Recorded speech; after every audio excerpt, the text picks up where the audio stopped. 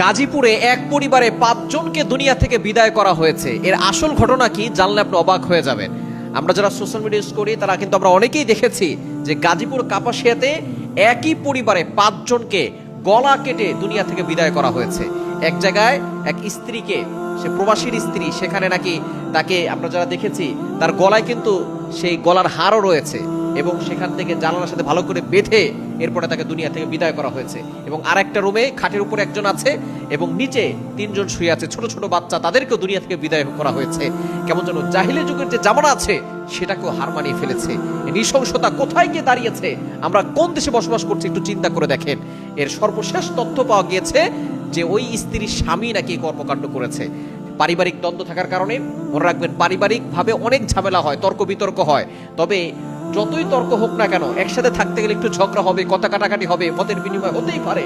আপনি মানুষকে দুনিয়া থেকে বিদায় করে দিবেন, এটা কোন দেশে আমরা বসবাস করছি একটু চিন্তা করে দেখছেন। পারিবারিক দ্বন্দ্বের কারণে স্বামী স্ত্রীকে, সন্তানদেরকে এবং শালককে দুনিয়া থেকে বিদায় করে দিয়েছে।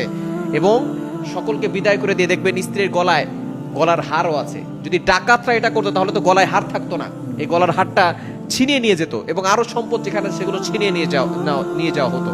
কিন্তু দুঃখজনক হলেও সত্য, এমন ভাবে দুনিয়া থেকে তাদেরকে বিদায় করে দেওয়া হয়েছে, এটা জাহিলি যুগের জামানাটাকেও হার মানিয়ে ফেলেছে।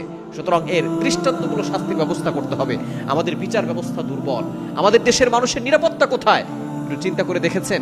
মানুষকে কিভাবে মানুষ দুনিয়া থেকে বিদায় করে দিচ্ছে, অহরহ ঘটনা ঘটছে। ছোট ছোট মানুষের সাথে এমন ভাবে অপকর্ম করা হচ্ছে, এমন ভাবে দুনিয়া থেকে বিদায় করে দেওয়া হচ্ছে, মানুষের কলিজায় আঘাত লাগছে। এজন্য অবশ্যই এর সুষ্ঠু তদন্ত করে যে এই অন্যায় কাজ করেছে তাকেও দৃষ্টান্তমূলক শাস্তির ব্যবস্থা করতে হবে।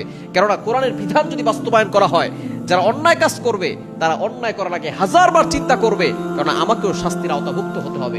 এজন্য বিচার ব্যবস্থা আরো সুন্দর করুন এবং যারা অন্যায় করেছে তাদেরকে দৃষ্টান্তমূলক শাস্তির ব্যবস্থা করুন।